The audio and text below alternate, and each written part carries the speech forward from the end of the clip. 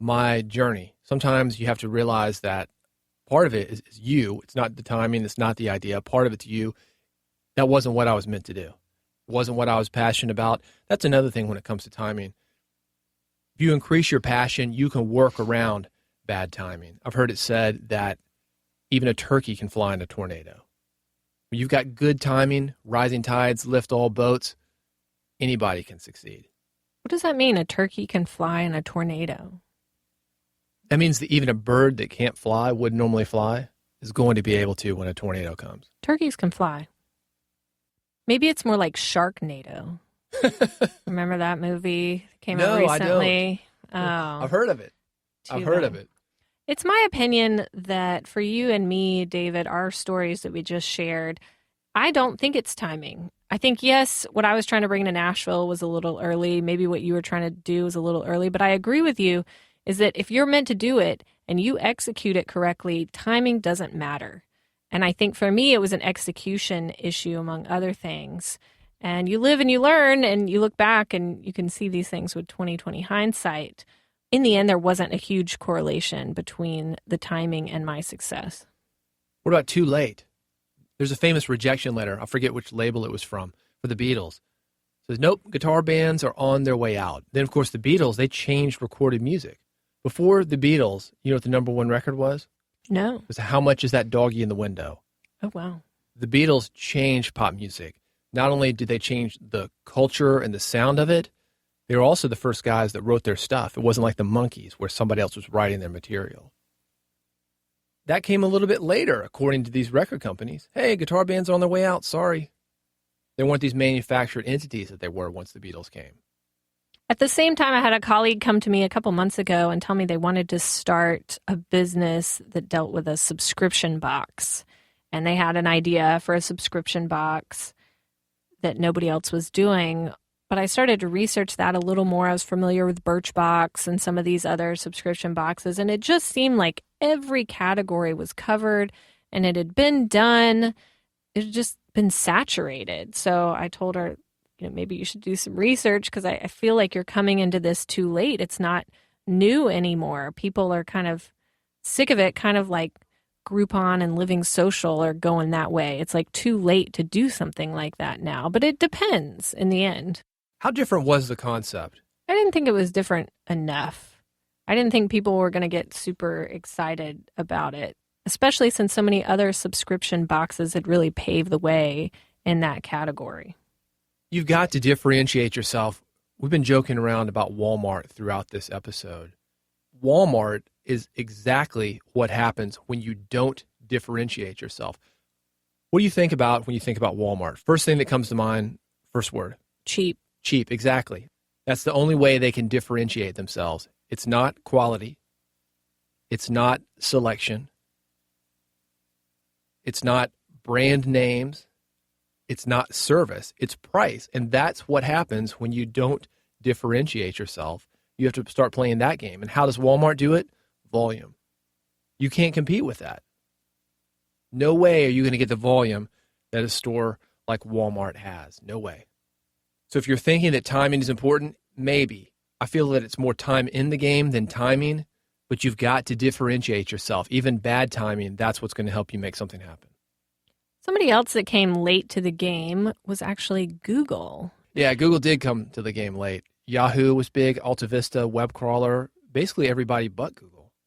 If Google had looked at that and been intimidated by the timing, seeing these other big players out there, they probably would have just said, bad timing. But they did it in a different way, and they distinguished themselves, and they executed it in a major way, and that's what really matters.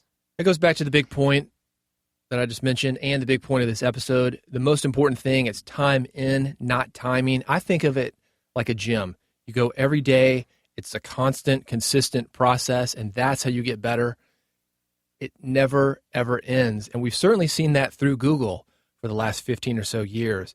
They are constantly changing their algorithm, constantly getting users better results, constantly thinking about their users, even with AdWords, where you pay them money for pay-per-click. They're constantly looking at a user experience, more so than the people that are actually spending money on these ads. And that's what's caused them to grow like they have.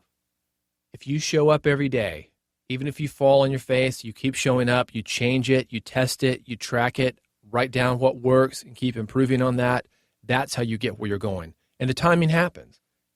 If you stay in the game long enough, eventually good timing rolls around. Take it back to real estate.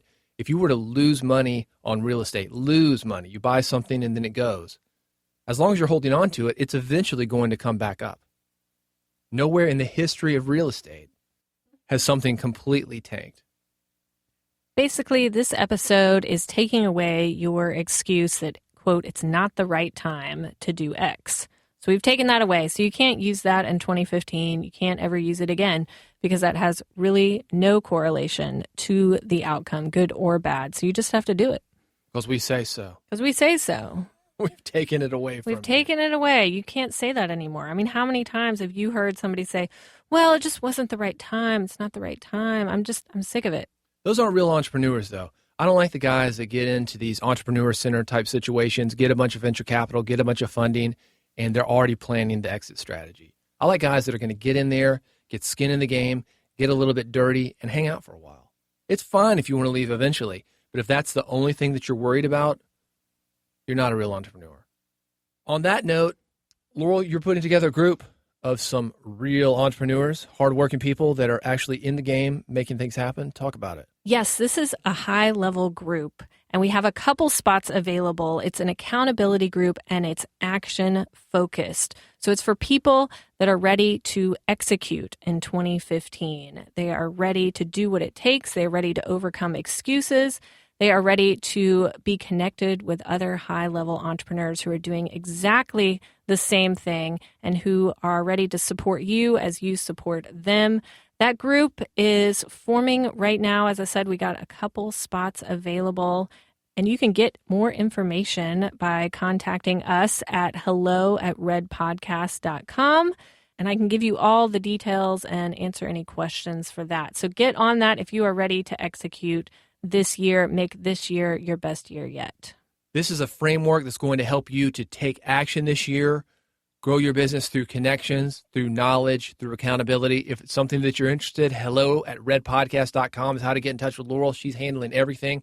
If it's piquing your interest, you think you might be a match for this, email hello@redpodcast.com. Laurel will take care of you. If you've got questions or comments about timing, about when to jump in, when to make things happen, reach out to us. We're available at redpodcast.com. You'll find our Twitter information. You can reach out to us directly there. You'll also find past episodes with more information on these and other topics. If you're listening to iTunes, please leave us a rating, leave us a review. That will help us to come up more frequently in the iTunes search engines.